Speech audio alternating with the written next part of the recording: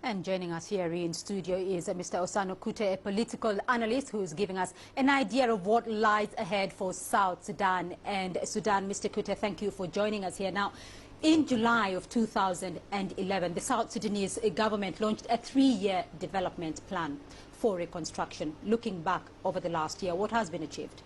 In my view, actually, nothing has been achieved in South Sudan, mainly because of the war.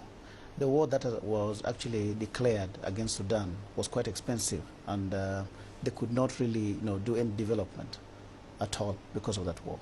If looking back, though, now there are negotiations on the post-secession issues, on the border demarcation, on the oil disputes. Can an oil and border demarcation deal be reached under the current circumstances? Well, at the end of the day, I think both Sudan and South Sudan must actually come to some agreement, because they cannot afford to be in war, forever, because both of them are actually dependent on that particular, resource called oil, which they are actually fighting over. So they must actually come up to some agreement sooner or later. Both of them, though, have issued some austerity measures. South Sudan says it is probably looking at diversifying its economic base to grapple with a fledgling economy. Sudan itself, the republic, is also facing certain measures. Can the two economies, though, do they have what it takes to be self-reliant? Well, I don't think the two economies have, what it takes to be self-reliant. Both of them actually, must depend on each other. If you look at, Salva Kiir, he is actually facing a revolt against the youth, who are actually demanding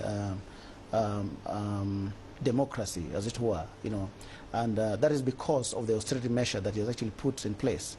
In South Sudan, Salva Kiir has actually talked about corruption in the high office.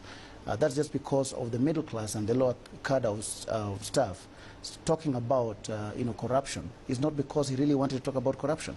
So both of them really cannot survive continuing with the war. Both of them have cannot continue with the war, though. But you're talking about an interesting point there. South Sudan has talked about corruption. How bad is corruption?